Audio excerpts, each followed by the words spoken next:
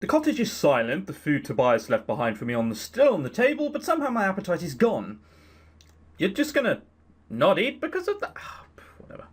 I look out the window in the waning sunlight. I see Tobias sitting out on the hillside, staring at the horizon. His plate is on the grass beside him. Don't talk about these things you don't know about, huh? The lingering feeling of defeat and anger nags at my mind, making it impossible for me to relax for the rest of the evening. I retreat from my room and close the door, staying there by myself until sleep finally catches up with me. Day 5. That's a lot we got up to in day 5, Christ. The next morning, my mind is hazy from the chaotic mess of dreams I have had all through the night. I sigh and shield my eyes against the morning sunlight with my arm. When did I start sleeping this badly? You had got into an argument. It is difficult to sleep after you do that. I get up and dress myself. My wounds are looking better. I can move more easily now as well. Maybe Mary's tea really is that amazing. Well, they're not elves, but they may as well be, and they're good at making all this remedy shit. Just as I reach out for the handle to the door to the kitchen, I remember my fight with Tobias yesterday and hesitate.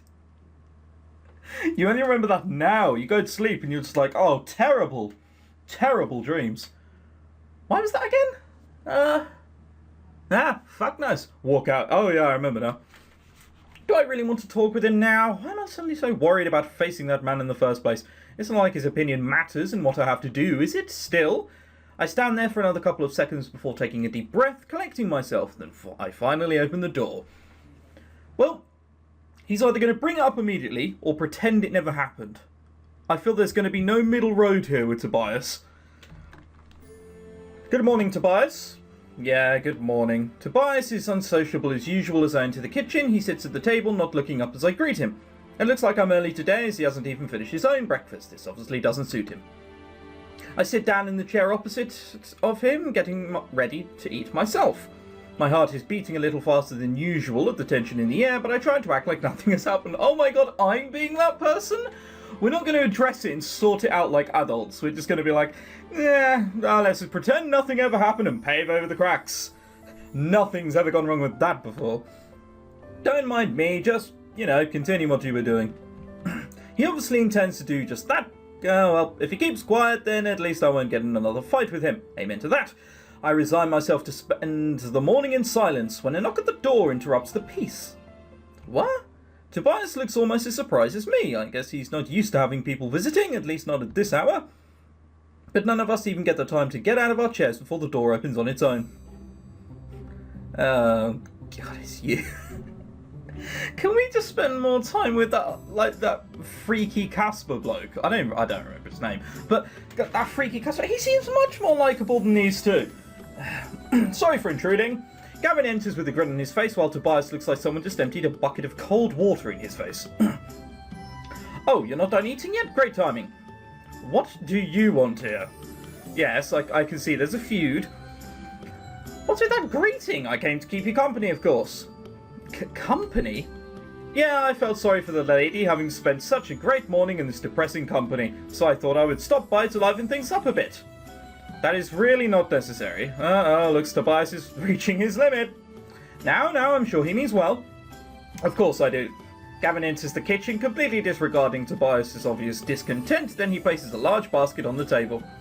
Look, I even got something good from Erin. She was worried that Tobias wasn't feeding his guests well, so she told me to bring this. Well, this insult Tobias? Like, we had an argument last night, admittedly his fault. Then he comes in, completely ignoring Tobias, and then it's just like, oh yeah, by the way, that girl, like, you're kind of friends with? Yeah, she didn't think you were feeding them very well, so here's a basket. Christ, we're cruel. So, even Erin is in on this. Gavin brings out the food from the basket. I must say, Erin's cooking does look much more inviting than Tobias's bread and cheese, even if it does seem a little extravagant for just breakfast. I don't know about that. I'd take bread and cheese any day. Saying that, as long as it's not Dutch. Dutch cheese is just the worst. There's no flavour to it. You want strong cheese. You want to eat cheese and be like, yeah, I feel like a man, and my breath is going to be horrible afterwards. This is kind of like mild. Wanted that, I'd just spread butter over it, Christ. There is enough for 3 people here. Of course, I told you that I came to keep you company. No, please leave now. But we haven't eaten yet. Oh, I see. You just want the lady for yourself, don't you? What? Tobias's blood is boiling. He clenches the fist in a last desperate attempt to keep his anger toiled. I feel he's going to leave. No, just get out already. Oh, well, he's not. He's sticking to his guns, so to speak. I refuse. This isn't good. This isn't Gavin's house. Should he really be acting like this here? Fine. Tobias slams his hands on the table and rises from his chair. Then I'm leaving. He picks up his bow and quiver from the corner, preparing to escape out into the forest by himself. Well, I did see that coming. You can fuck right off, Treacle. Christ, after how you're acting, I don't have any sort of... See, I might need to clarify that I don't have any problem with the views that he holds, even if they are fucking stupid. What I do have a problem with is the way that he presented them. As I said, there's no hello, there's no this, there's no that. He's just been slightly weird since we got there and then randomly brought up a topic. Not sure if I explained that last episode. Well, you just wasted 30 seconds of your life if I did. There are moments of silence after the door slams behind Tobias. He sure took that nicely. I can't help but sigh. I take it you two are not on the best of terms. Oh, you can tell. Gavin smirks, at least he doesn't look like it ruined his mood. I don't think anything would ruin his mood. And certainly nothing ruins his eyebrows, despite them being above his hair. Don't worry, he'll be fine. So, are you going to eat any of it? Well, it's not like the usual mornings together with Tobias are any less tense. At least it seems like I'll be able to spend this one in a more relaxing company. I'd feel sorry for Erin if I didn't. That's more like it. Besides, I almost think I like this better. It's not always that I get the chance to spend mornings alone together with a pretty lady. Anyway, I had something to take care of in my room. No? Shame. I ignore his grinning face and start eating. As usual, Erin remembered to pack leaves for my tea as well, so I remember to prepare a cup of that too. As we finish up, I put some of the remaining food aside for when Tobias returns. Oh, so we're still being vaguely kind. I was going to say let's go to the forest the first thing to go catch up with Freaky Man. But, Freaky Man... mountains. This time I decide to head up the rocky path leading higher into the mountains east of the village. Out of interest, I like that you can choose which one of the two or which one of the three you're going to go to, but surely logic dictates the first thing I'd do is go down to the town and say thank you to Erin. Gavin's going to get down there, and Erin's going to ask, oh, where's Lena? And I'm going to be like, oh, well, she fucked off to the mountains. Clearly she doesn't care about you. Yeah, I'm going to seem like a dick. Oh, well, why break a habit of a lifetime? After walking for a little while and only taking a few turns, the town has already disappeared out of sight behind me. Vegetation gets sparse in places, but the mountain still feels just as full of life as the rest of the area. Soon, a faint clucking sound leads me to a small stream running past. It probably continues all the way down to the river running not far from the town itself. I stop for a moment and look down at the water, my own reflection looking back up at me. And that's when I notice something out of the corner of my eye, a shadow reflected in the water near my image, a large one even, looking almost reptilian. I gasp and step back before whirling around. Memories of the dragon flash through my mind, and I have my sword in my hand before I even realise it myself. Nothing. Am I imagining this, or is this just a spooky lake? My heart is still pounding in my chest as I look around after traces of what I saw reflected in the stream, but nothing as large or imposing as the dragon can be seen anywhere. I was going to say, like, if it was a dragon, we'd have probably have noticed it. It's quite big. It's hard to miss something which goes flying around in the area. Also, we did see something in the water, didn't we? Yeah, I'm not so sure about that. Maybe she did say lake, I think she said stream, but I mean, was it really nothing? I keep doing that. I keep clicking on here, turning down here, and then auto's left on. Yeah, grumble, grumble, grumble. I stay there in full alert while trying to control my breathing, waiting for any sign that something is here with me, but I still see no shadows of beast in hiding or hear any sounds of large creatures moving away, just a bird chirping from a cliff above me, before batting its wings to fly away. I shake my head and cast a glance down at the stream again. The running water reflects nothing but distorted shadows of my rocky surroundings. Could I be seeing things? Maybe the encounter with the dragon had a greater effect on me than I thought. Maybe. Still unsettled by the situation, I sheath my sword and decide to follow the path back down and put these sudden unsettling surroundings behind me. Oh, we just saw something scary. Why not venture further? Famous last words. Oh, alright, apparently not. Alright, now let's go to the lake. We don't know who we're going to see here. But it doesn't say Tobias, so that's always a good thing. I once again leave the village behind and trek upwards towards one clearing by the lake. The only way I could go there, I'd have to have passed by the town in order to get where I am now. So I'm still being a dick to Erin. Oh, God. I skipped that, didn't I? Lake. No, okay, I didn't. Somehow I am at peace in that place. I can't really describe it. It is a perfect place to unwind and do my meditation. But I've only just reached the tree line when I hear an unfitting sound coming from the quiet forest. I thought that said the quiet. I was about to hell on it, but no, it does say quiet. My bad. Quiet forest ahead of me. It's loud and sharp, a terribly familiar sound that I haven't heard in a while. The sound of swords clashing. A fight? Who would be fighting here? It could be a blacksmith. Just say. My heart beats faster as I immediately enter the state of alertness. My hand reaches the handle of my sword as I dash in the direction of the sound. We really do like running blindly into danger, don't we? Soon I reach the clearing and my eyes widen as I see the figure appearing before my eyes.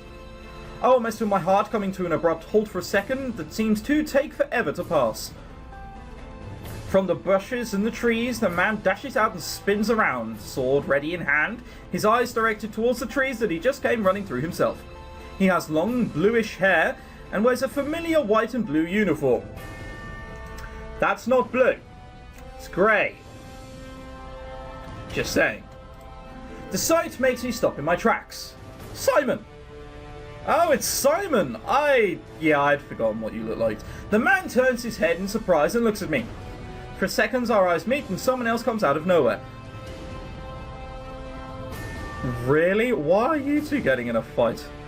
Look out! Ah! I shoot forward, but I can't reach him in time. Fortunately, Simon sees him too and raises his sword in defense. Because of the distraction, he only barely manages to ward off the blow and is pushed back. My surprise is only magnified as I realise who he's fighting against. Bit slow on the update. Gavin? Gavin doesn't waste a moment and continues forward in order to exploit his opponent's weaknesses. The stern look of hostility and determination on his face is new to me. Leonard, get away from here! Simon calls out a warning to me as he tries to ready himself for the next attack. But then something happens. Maybe by the mention of my name, Gavin hesitates for just a second as he realises that I'm standing there not too far away, watching. I gather the energies inside me, concentrating them in my hand as I grab a small knife from inside my coat. I'm about to throw it at Gavin. Stop! I swing my arm in a wild horizontal arc as I shout, sending the knife flying. A faint blue light glows as his edge shoots forward in great speed, only just missing the tip of Gavin's nose before digging deep into the trunk of the tree on the other side. Did I do that deliberately? Was I that accurate? That well? Apparently so. Gavin leans back to avoid the attack, once again creating some distance between the two. Lena! Both of you, stop this right now! He hesitates, Simon regains his posture and stands ready with his sword, eyes directed only at Gavin. What are you doing, Gavin? I walk towards the two men. I see. With a dark look on his face, Gavin sheaths his sword. He doesn't look at me. Lena, you know this man? Ignoring his question, I simply approach Simon to confirm that he's all right. What happened? Where are the others? Simon falls silent, and even though his guard is now lowered, he still glances at Gavin in obvious dislike of his presence. I thought they were getting along. I thought they were going to be best friends and go to Disneyland next year. I'm happy to see that you are still alive, Lena. We have to talk, but not here. Yes. I also turn to Gavin to look who is watching us with his arms crossed. You're taking him there? The village, I nod. I see. Then Gavin turns around in the spot and leaves without another word. For a moment I'm tempted to stop him, but I have no idea what good it would do or what I should say. To be honest, my mind is a mess and I hardly know up or down about the situation at all. Come with me, I know a safe place. Is he known for being terrible around here? Like, if they got into a skirmish to begin with, something bad probably happened. Although, if it was Simon's fault when we were taking him to the village, I reckon Gavin would have rejected the idea. We'll see, eh? I can tell by the look on Simon's face that he is just surprised as to the existence of the village as I was. We walk slowly in between the buildings while he looks around in disbelief. The thing was supposed to be here, that was certain. In my own mind, I begin to wonder how certain something like that could actually be. Because of how difficult these mountains are to travel through, did we expect them to always stay empty and untouched? This way, we can talk here. We enter Erin's small inn. She's busy at work, there is always, and smiles as she sees me come in. But then her expression freezes as she notices the stranger following behind me. She just stares at him without a word. Erin, this is Simon. He was one of the people who were with me before we got separated. Bad shit's about to go down. Simon steps forward and nods as he greets Erin. Hello. Ah, you found one of them. Why did you look at him so suspiciously, Erin?